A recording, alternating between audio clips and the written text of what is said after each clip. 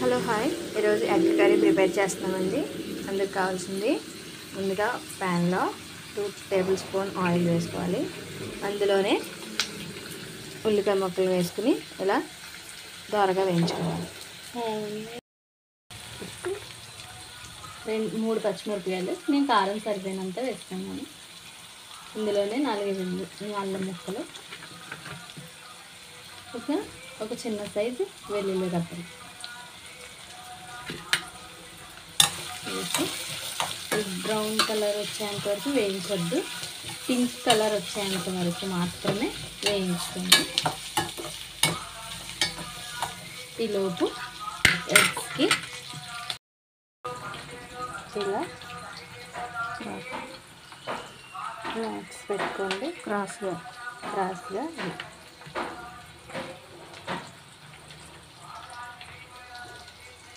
ఇలా చేయడం. ఈ కలర్లో వచ్చినాక ఆనియన్స్ తీసుకోవాలి.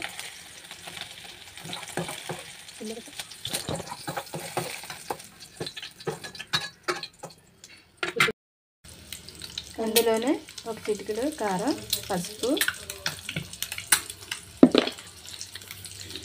కారం ఎందుకు వేస్తున్నామంటే ఎగ్స్ కలర్ మంచి స్టైలిష్గా కనపడడానికి కలర్ అనేది యాడ్ చేసి ఇలా ఒకసారి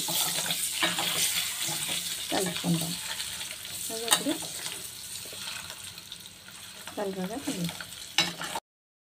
మరీ అంత క్రిస్పీగా కాకుండా ఇలా వేపుకుని పక్కన పెట్టుకోవాలి. ఇందులోనే కొత్తిమీర,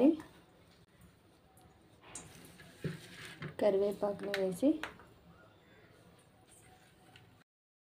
బిర్యానీ స్పైసెస్ వేసుకొని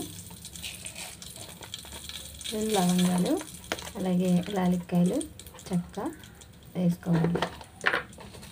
అది వేగుతుండగా 1 స్పూన్ జీలకర్రను వేసుకుని ఇప్పుడు మిక్సీ పట్టిన పేస్ట్ను ఇందులో వేయించి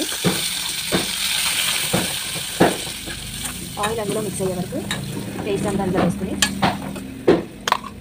కలుపుకుంటూ ఉండాలి. ఇలా గుడ్లను ఒక్కొక్కటి ఇందులో వేసుకోండి. అందులో అలా వేసుకుని సరిగా కలుపుకొని తర్వాత ఆయిల్ సపరేట్ అయ్యే వరకు ఎలా కుక్ చేసుకోవాలి. వేడి వేడి ఎగ్ మసాలా కర్రీ రెడీ.